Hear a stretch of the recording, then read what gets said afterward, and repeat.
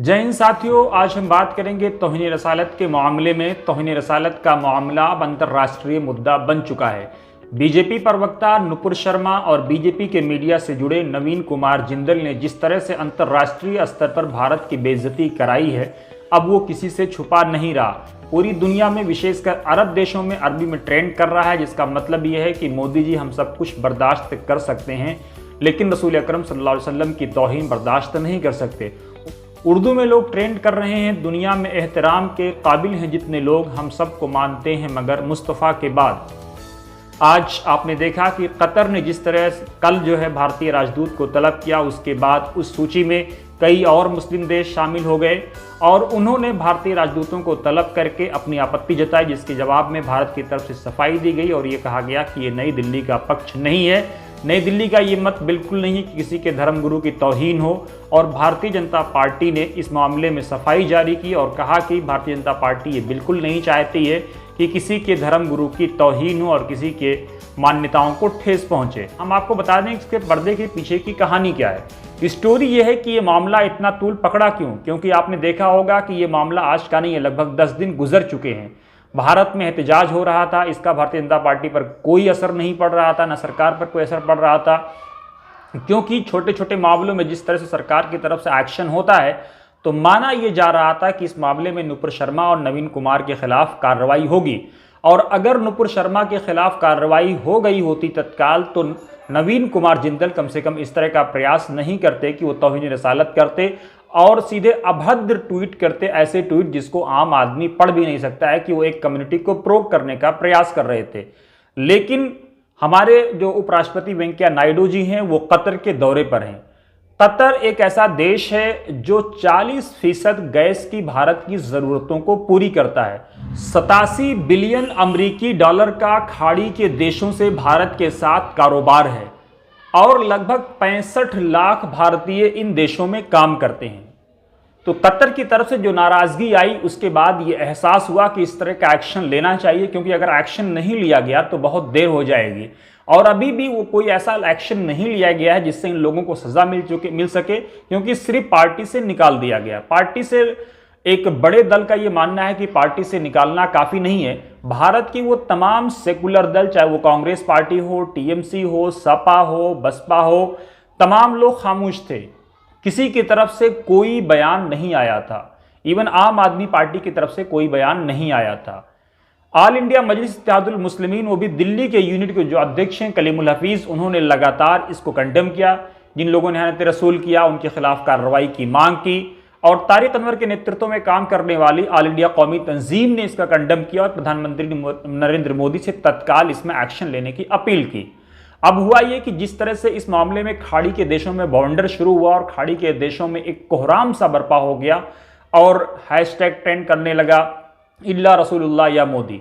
उसके बाद सरकार को ये लगा कि अब कुछ ना कुछ करना होगा, वरना बहुत देर हो जाएगी, क्योंकि खबरें ऐसी भी आने लगी जो बहुत दुखद थी कि गलती कोई कर रहा है और उसका टैक्स कोई पे कर रहा है। यहाँ नुपुर शर्मा जैसे लोग, नवीन कुमार जैसे लोग, लग्जरी गाड़ियों और लग्जरी बंगलों में रहने वाले लोग ट्वीट कर दिया, इन्होंने अपना स्टेटमेंट दे दिया और इहानत रसूल किया, रसूल अकरम सल्लल्लाहु अलैहि वसल्लम की तौहीन की। और इसकी कीमत कौन चुका रहा है? बेचारे वो मजदूर जो खाड़ी के देशों में हैं, जो अपने बच्चों का पेट पालते, एक एक रुपया कमा करके वहां से भेजते हैं। उससे भारत को ये जो जीडीपी है उसमें भी बढ़ोतरी होती है, क्योंकि वहां से वो पैसा डॉलर में भेजते हैं या रियाल में भेजते हैं और उसका फायदा भारत को मिलता है। लेकिन इन लोगों को भारत की इज्जत रास नहीं आ रही थी, चाहे वो नुपुर शर्मा हो या नवीन कुमार जिंदल हो, और इन लोगों ने इंटरनेशनल भारत की बेइज्जती कराई। और जब ये देखा गया कि खाड़ी के देशों ने भारतीय मजदूरों को भी निकालने का फैसला किया, भारत के प्रोडक्ट्स को बाइकाट करने की अपील की गई, प्रधानमंत्री नरेंद्र मोदी के चेहरे को भी एक बदनाम करने का प्रयास किया गया, तो ये भारत सरकार की, इवन भाजपा की ये मजबूरी हो गई कि उनके खिलाफ कार्रवाई करे। लेकिन कतर की तरफ से, जो कतर के सहायक विदेश मंत्री हैं, उन्होंने ये कहा है कि अगर इस मामले में कोई आधिकारिक एक्शन नहीं लिया जाता है तो हम ये मानेंगे कि ये जो 2 अरब मुसलमान पूरी दुनिया में रहते हैं उनकी तौहीन हुई है। यानी कतर अभी भी अपने सख्त मौक़िफ़ पर अड़ा हुआ है। अब देखिए इस मामले में क्या होगा, सरकार की तरफ से क्या होगा। लेकिन एक अहम चीज यह है कि इस मामले में जैसे ही खाड़ी के देशों में बवंडर मचा, उसके बाद कांग्रेस पार्टी के रणदीप सिंह सुरजेवाला सामने आ गए, टीएमसी से जो है यशवंत सिन्हा सामने आ गए, संजय सिंह आम आदमी पार्टी से सामने आ गए, अखिलेश यादव खुद सामने आ गए, और जो चौधरी हैं शिवसेना की प्रवक्ता वो भी सामने आ गई, प्रियंका चतुर्वेदी। तो इस तरह से तमाम दलों ने भारतीय जनता पार्टी को घेरना शुरू कर दिया। भारत की तरफ से ये कहा गया था कि ये लोग फ्रिंज एलिमेंट हैं, तो यशवंत सिन्हा ने उसका फायदा उठाया और उन्होंने कहा कि ये फ्रिंज एलिमेंट वो भी भारतीय जनता पार्टी में, यानी मोदी है तो मुमकिन है, इस तरह के उन्होंने कटाक्ष भी किए। मतलब साफ था कि पहले ये सारे सेकुलर दल खामोश थे, उनको लग रहा था कि कुछ नहीं होगा। और एक अहम चीज जो आज हम इस वीडियो में जिक्र करना चाहते हैं वो ये कि जिस इंसान को भारत के मुसलमान आरएसएस का या बीजेपी का दलाल समझते हैं और उन पे कई तरह के आरोप भी लगाते रहे हैं, उनमें से एक नाम फिरोज बख्त का है। फिरोज बख्त मौलाना आजाद नेशनल उर्दू यूनिवर्सिटी के चांसलर रहे हैं। उन्होंने एक स्ट्रॉन्ग लेटर लिखा जेपी नड्डा को और उनसे 30 मई का ये उनका पत्र है, यानी आज लगभग 6 तारीख हो गई। 30 मई को उन्होंने पत्र लिख करके कार्रवाई की मांग की और साथ ही नुपुर शर्मा को भी पत्र लिखा कि आप अपने वर्ड वापस लें। भारतीय जनता पार्टी ने कार्रवाई भी की और नुपुर शर्मा ने अपने एक एक शब्द वापस ले लिए और उन्होंने कहा कि हमारी तरफ से अगर कोई चीज़ किसी की भावनाओं को ठेस पहुंची है तो ऐसा हमारा बिल्कुल इरादा नहीं था और हम माफ़ी मांगते हैं। नुपुर शर्मा का एक पूरा बयान आया। अब आपको ये बताते हैं कि भारत में जो मुस्लिम संगठन हैं उनका क्या रुख रहा। भारत में मुस्लिम संगठन, जैसा कि मैंने आपको बताया कि कोई भी प्रोमिनेंट मुस्लिम संगठन ऑल इंडिया कौमी तंजीम को छोड़ करके सामने नहीं आया जिसने इस मामले में प्रधानमंत्री मोदी से या सरकार से कार्रवाई की अपील की हो। जमीयत उलमा की तरफ से अखबारों में 6 जून को यह बयान छपा है जिसमें कार्रवाई की मांग की गई है। आप सोच सकते हैं कि ये संगठन इस मामले में कितना क्या सोच रहे थे, इनके दिल में क्या रहा होगा। हालांकि मौलाना मोहम्मद ने कई बार अलग अलग तरह से सवालों में आ चुके हैं और कई तरह से उन पर सवाल किए जा चुके हैं।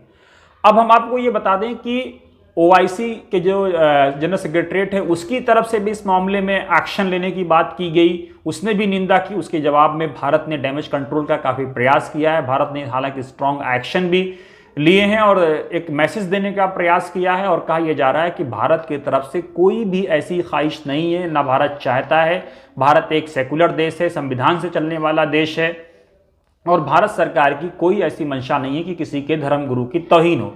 लेकिन इस मामले में नुपुर शर्मा जैसे लोगों ने और नवीन कुमार जिंदल जैसे लोगों ने, आप सोचिए कि पाकिस्तान और अफगानिस्तान के मुंह में भी जुबान दे दी। पाकिस्तान की तरफ से भी इसका कंडम किया गया, कार्रवाई की अपील की गई और भारत की तरफ से पलटवार किया गया जिसमें कहा गया कि पाकिस्तान में बहुत सारे माइनॉरिटीज़ के राइट सेफ नहीं है। इवन तालिबान की सरकार ने भी इस मामले में कार्रवाई की बात की और तालिबान की सरकार की तरफ से भारत सरकार से एक्शन लेने की अपील की गई और कंडम किया गया। एक अहम बात यह है कि कश्मीर के मामले में भारत को अक्सर जो है मुस्लिम देशों का या ओआईसी का समर्थन मिलता रहा है, लेकिन अब नुपुर शर्मा ने और नवीन कुमार जिंदल ने भारत के लिए मुसीबत बढ़ा दी है।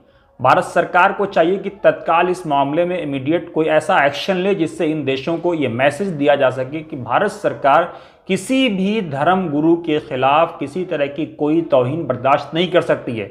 क्योंकि ऑल इंडिया मजलिस इत्तेहादुल मुस्लिमीन ने इस बात का ऐलान किया है कि अगर कोई लीगल एक्शन, इनकी गिरफ्तारी नहीं होती है, इनके खिलाफ कार्रवाई नहीं होती है, दिल्ली यूनिट की तरफ से तो ये कहा गया है कि दिल्ली यूनिट पूरे दिल्ली में इस मामले में विरोध प्रदर्शन करेगी।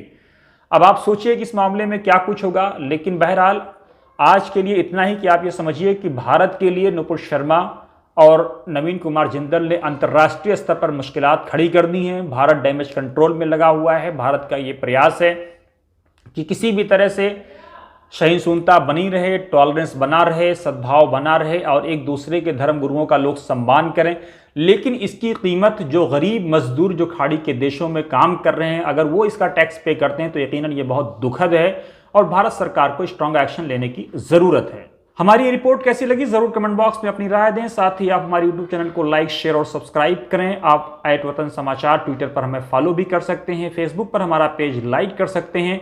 डिटेल में खबरें पढ़ने के लिए हमारी वेबसाइट www.watansamaachar.com और urdu.watansamaachar.com पर भी लॉगिन कर सकते हैं।